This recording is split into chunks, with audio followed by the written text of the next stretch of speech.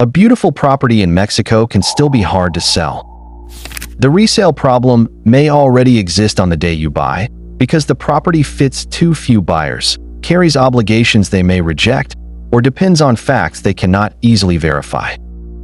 If you are an American buyer, do not ask only whether prices may rise. Learn to judge whether future buyers will be able to use the property, afford it, verify it, and choose it over the alternatives. Start with the future buyer pool. A property does not need to appeal to everyone, but it becomes harder to sell when too many conditions must align before someone can use it. Consider practical access, physical use limitations, maintenance demands, and whether the property can operate while its owner is outside Mexico. A remote property may work for a full-time owner with local support. The same property may not work for a part-time buyer who requires reliable inspections, repair coordination, and emergency access.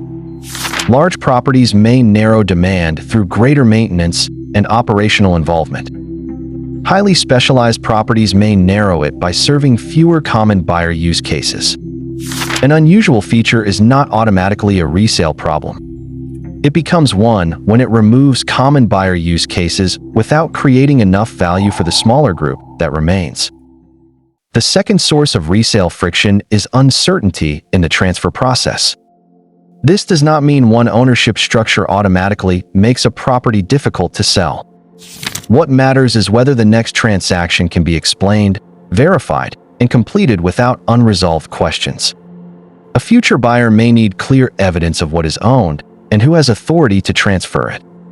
They may also need to confirm which rights can be transferred, which obligations follow the property, and what must occur before closing. The required structure can vary by location, property type, and transaction. For an American buyer unfamiliar with that structure, incomplete, inconsistent, or difficult to obtain records create additional verification work.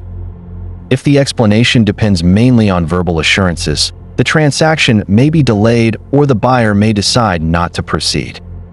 A complicated structure is not necessarily a bad structure, but complexity matters less than whether the structure can be verified through the actual property documents. The third source of resale friction is the costs and rules the next owner must accept. Together, they define what a future buyer must pay and how the property can be used after closing.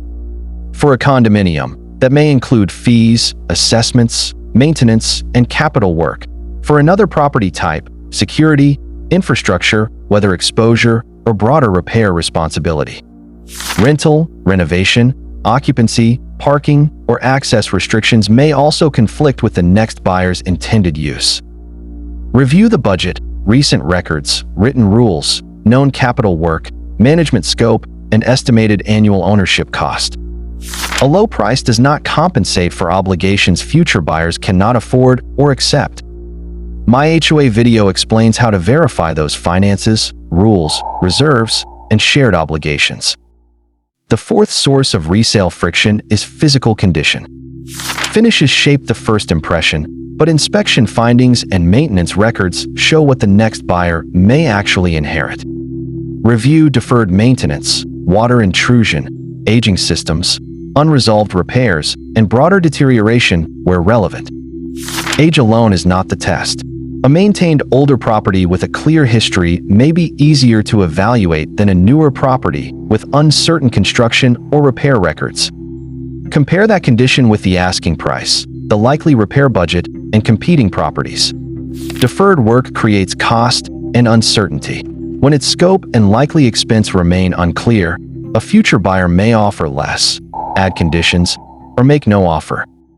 The fifth source is competing supply.